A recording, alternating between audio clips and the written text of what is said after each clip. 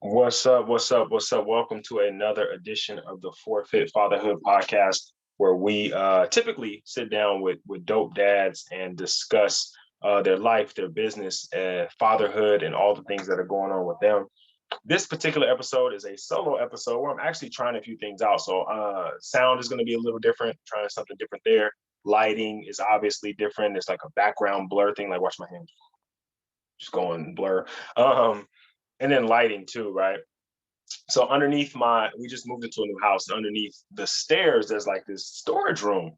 I'm like, dang, that might be a dope podcast studio. Like I might have to put something together where I can get in that studio and do something dope. So that is what this is, and got to work on the acoustics. There's like an echo. I think you might have just heard the alarm talk. Like there's some things to work on, some things to work through, but just wanted to kind of get something out there so I could put it into production and see what it sounds like, see what it looks like, see what adjustments I need to make, right? So that is why this looks like this, sounds like this, okay? All right, so just jumping into it. So as I mentioned, we just moved to a new house. And as you may or may not know, for those of you who have moved before, right? I feel like I've been moving for the last 2 months, packing up one house, moving into another house, packing up this house, selling stuff, buying stuff, getting new stuff, Black Friday sales, and all this, right? All the while, right, running a business, all the while trying to be father of the year, all the while trying to be husband of the year. It can be really, really draining. Like I'm super, super tired. I feel like I've been running a marathon and I can't wait until I get to some point where it like flatlines a little bit, so I can relax and get my mind, body right. But as a father, as a busy dad, you guys know how this goes, right? They need you, they depend on you, they lean on you, and so you got to stand tall, be strong, right? When I say that though, that is the perception, right? That is the idea. That's what we hear. You got to be strong, and we do that almost to a fault, right? Almost to a fault as fathers and as men. We don't tell people when we're hurting. We don't tell people when we're exhausted. We don't tell people when we're afraid, because it may taint that image of us being super dad or being the father of the year, or being the one that is leading us to the promised land or whatever, right? And so it's interesting, for me, because I've gotten to a point now where I'm like, me and my wife have been together for 23 years, maybe. Married for 12 or 13, married for 13. And I'm at a point now in this relationship where, look, hey, this is what it is. I'm tired. You're tired. Like, we're 100% honest and upfront and clear about who we are, what we are, how we feel. And I think that's a very freeing thing, right? I don't know where you are in your relationship and your partner, but I think being 100% authentically you is super, super important, because it doesn't leave room for like these false expectations of what you are, right? Like you can be Superman to your family, right? Your kids see you as a hero. Your wife sees you as a hero, but even Superman had a weakness, right? Like even Superman had a weakness. Being Superman was so difficult that Superman would rather be a nerd reporter in his off time, right? When he's not saving the world. Imagine if you were saving the world. You had the ability, you were as fast as a speeding bullet, you could fly, you had laser eyes, you were super strong. And when you didn't have to save the world, you had to fake like you didn't have any of that because it was too much, right? Like if you were the fastest dude in the world, you'd be racing people all the time, right? Like I would, like, yo, just line it up. But this dude was like, hey, nah, I'm a chill. Like, yo, the pressure of being this is too much, right? So even for him being a superhuman, right, he had to take time off and take time away. And so for you guys and for me, it's important that we embrace that as Superman, right? The Superman of our household, we also have weaknesses. We also need to put on our glasses and be Clark Kent for a little while, right? And step out of that role as a superhero, right? And not like running away from your responsibility. That's never the thing, right? You're always going to be responsible for your wife and your family and your kids and whatever. But what I mean is them understanding who you are, right?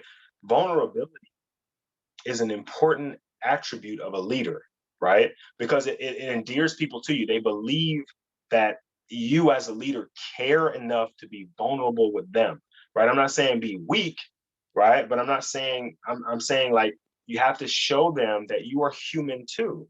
You have emotion too. That's something that when me and my wife first got together, we were in high school, and she used to say that I didn't have any emotion. And even to this day, like that's just my personality. I'm not super emotional like that. I'm more now. Once I had kids, it seemed like a Disney movie will make you boy tear up or something. But prior to that, I was like emotionless, right? Because of my past experiences and things that have gone on in my life, I've experienced enough like drama and sadness where I'm like, yo, I made it. I didn't die. Whatever happened, happened. Okay, I'm good. Cool. I can keep moving.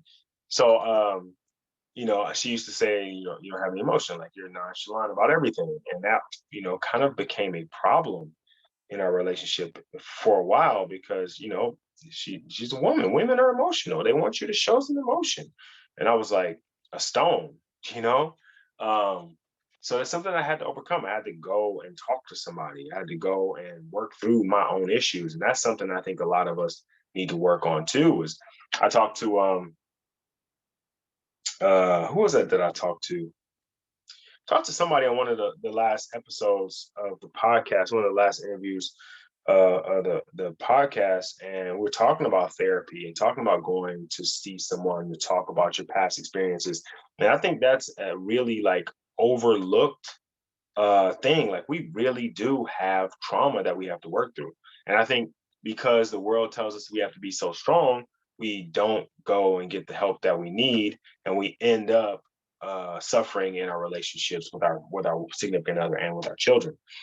If your goal, right, and I assume if you're listening to a podcast about fatherhood, your goal is to be the best possible father you can be, the first thing you have to do is be the best person you can be, right? If you can't be the best person you can be, then you definitely can't be the best father.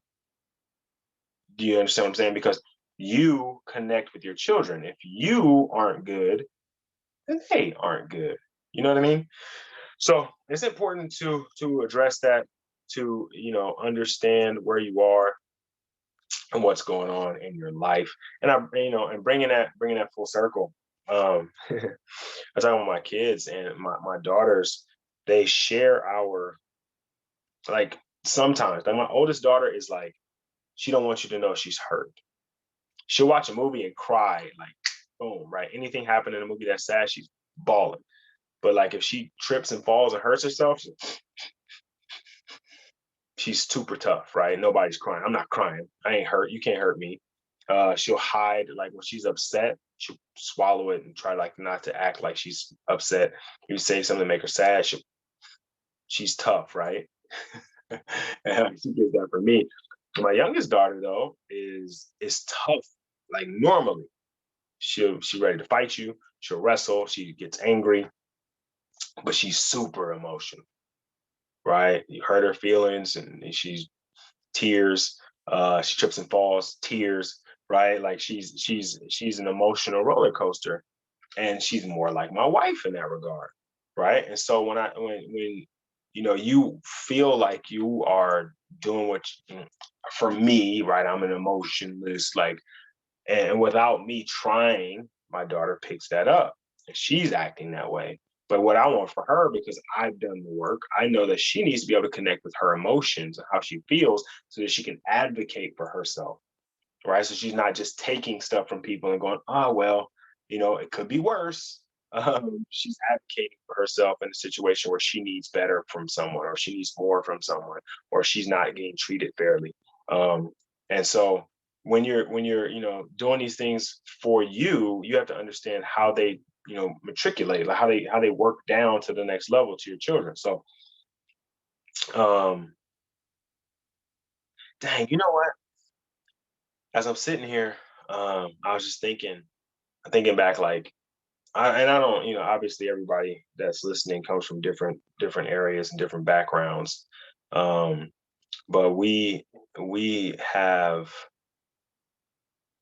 in my lifetime, uh, like we bought this, like I said, we bought a new house, and I'm looking back, just at in my past. I don't know why it happened, but like I randomly Google searched like my old house, and I remember like all these memories came like rushing back from the old house.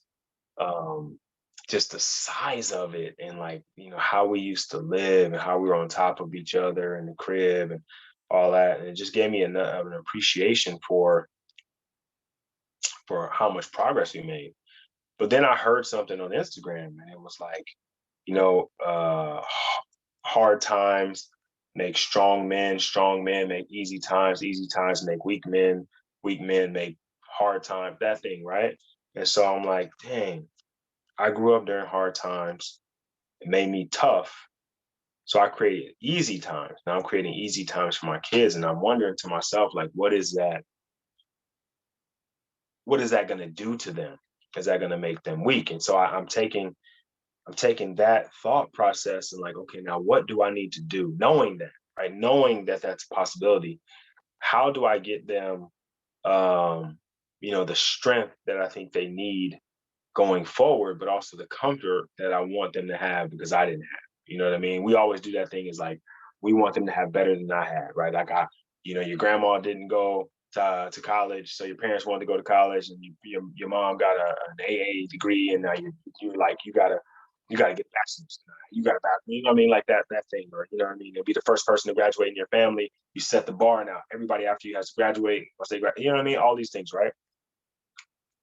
And I realized like, and I used to think about this too, like, my kids live in suburbs, and God willing, I'm always in a position for them never have to live in the hood like I had to live in the hood. But then there's some things that like street smarts wise that I just want them to know or understand or learn. I'm always like, man, I'm gonna drop them off at their cousin's house for the summer, or I'm gonna drop them off on the weekends at one of my family members' houses and let them learn, right? As crazy as that sounds, but like there are certain things that you just can't learn and understand when you are from a position of privilege. When you have nice things, it's hard to understand work ethic in that way, right? It's different. It's hard to understand working with your hands when you have things given to you. And so that is my challenge right now. And I don't know if, I'm finding my way, I'm doing my research, but if one of you guys has something, man, please feel free to share on how you're doing it, right? If you are a step above where you were as a child and you're providing for your children in a way you weren't able to receive, how are you also instilling in them a certain level of toughness and understanding and like work ethic and grind? Because my kids, and not that they don't work hard or they don't have, but I just feel like, that generationally, like working with young athletes and working in the middle schools and high schools, I get to see kids now, and I feel like that old get off my lawn old man, but I'm like these generation the kids is different, man. They are just not the same. They're weak as wet toilet tissue. um they're just soft, man. They're so different, and I hear myself saying that, and I'm like, I know people were saying that about us. And so how do we change that, right? Obviously, as a father, I can only affect immediately who's in my household.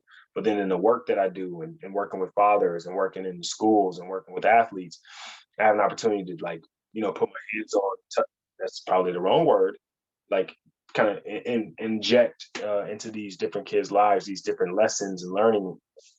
But I'm curious is like, what is everybody else doing? Like, what are you guys doing?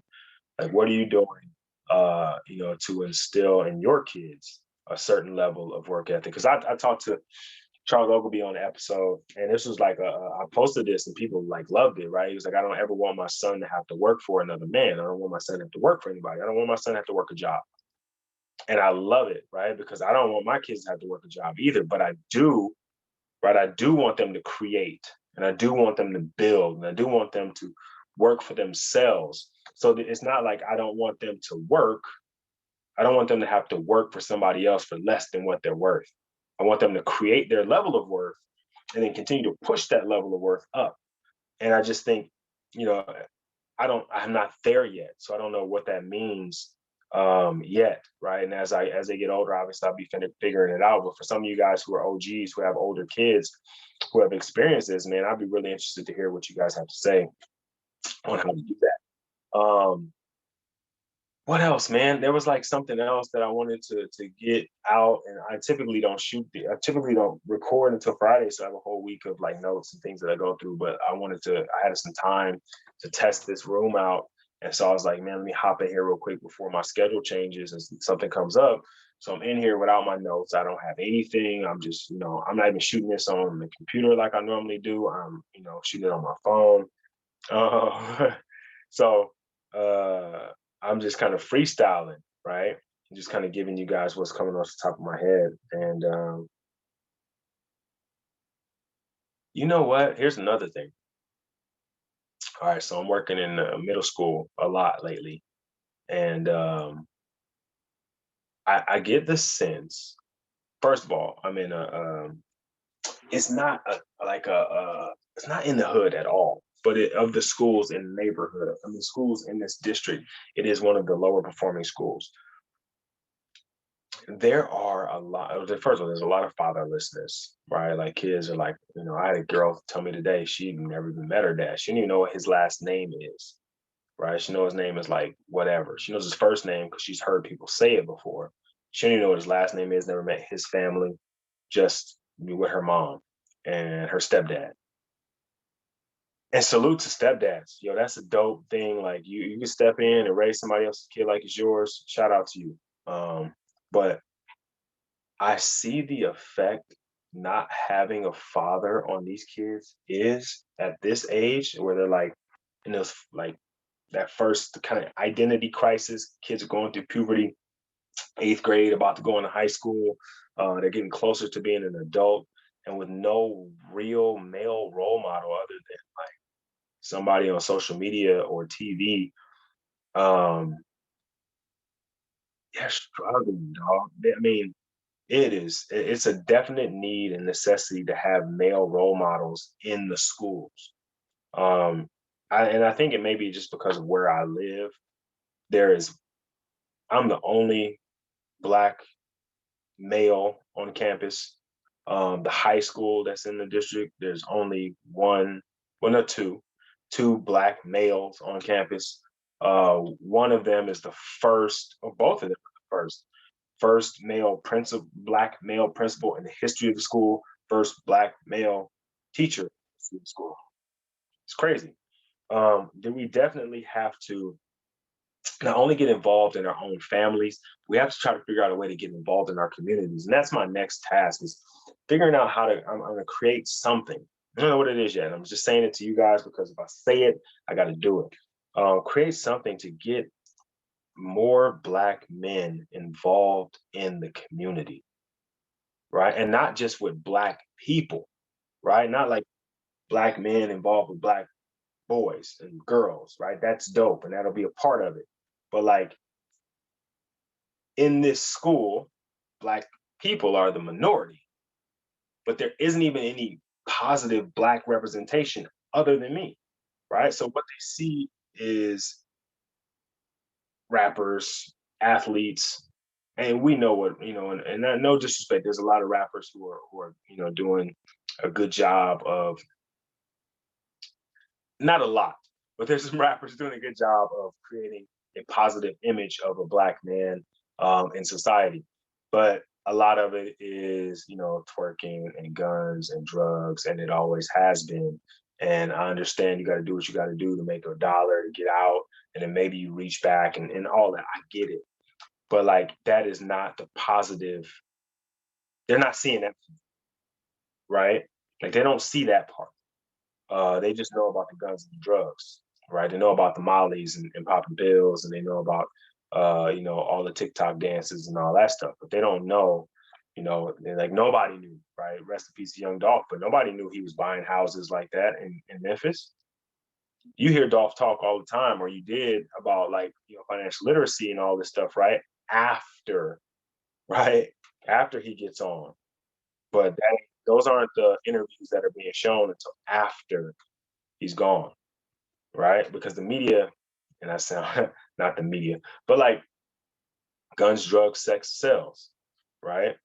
Look at the movies we watch: guns, drugs, sex.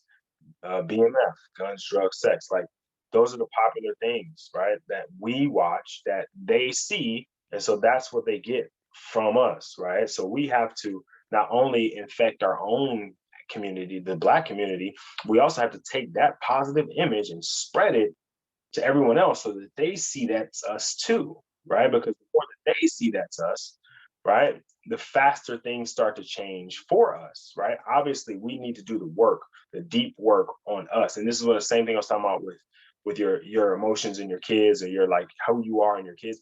When you do the deep work on you, right? That's the deep work in the Black community, right? We're going to build the Black community because we want it to be strong, right?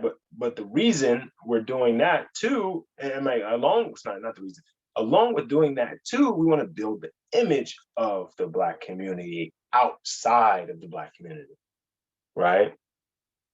Because we're the minority. At 14%, if all we do is build up us, which is super dope, we're going to automatically affect the changes outside of us, right? We drive the culture in general. Like we set the trends. And so if we start to show ourselves as positive role models, we start putting ourselves into these schools, we start putting ourselves into these government positions, into these city offices and all these different things, and we start showing our face there, right? Even though it's harder, I know it's a struggle. I get it. It's harder to get in.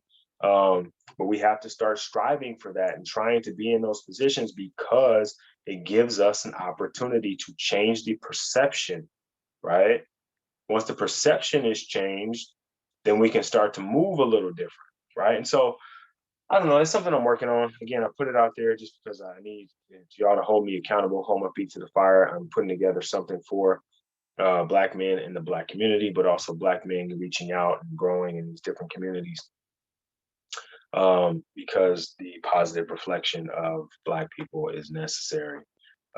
Because for the youth today, not just Black, white, Mexican, Asian, whatever your nationality is, what they see, if they don't have Black people in their neighborhood, what they see is Playboy Cardi, YF in this, NBA that, and little this, and little, you know what I mean? Those are their representations of Trippy's this, and those are representations of who Black men are, or basketball players or football players who don't really get an opportunity to talk much about anything, right? They're usually bridled, with the exception of somebody like LeBron.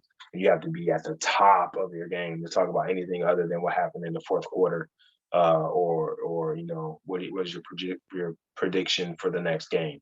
Um, so that's something that I'm going to strive for. Hopefully, you guys can, like Tupac said. Hopefully, I can be the spark. I may not be the one to change the world, but I could maybe spark the mind of someone to change the world, and that's all it is, man. It's just being a spark. So, with that being said, I'm going to hop off, man. There's a couple things, just housekeeping things. Podcast will be back on regular, but again, like I said, we were moving. I feel like I've been moving forever, so I missed a couple weeks, but we're going to be back on and active every Friday. Fatherhood Friday, right? You get your Fit Fatherhood podcast. We're going to talk about faith, fitness, finance, family. Those things are super important to me. Those are the 4 pillars of fatherhood, and hopefully they're super important to you, man. Thank you again for joining me. Super short episode. Again, just like a brain dump. Hopefully you grab something from it. Remember, hurt people. So go out there and get your healing. There's somebody that I hope to be getting on the podcast soon. Dr. Joe Johnson has a Heal Now masterclass on December 4th, where it's just working, talking about healing, man. And I think I haven't done it yet, but I'm gonna try to make some time to get in there and listen to what Dr. Joe is talking about.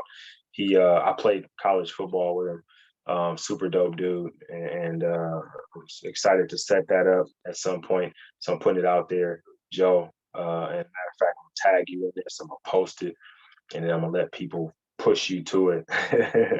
But yeah, Heal Now Masterclass, man. I think, like I said, hurt people. So get healing, so that you can be the best version of yourself for yourself and your family. All right.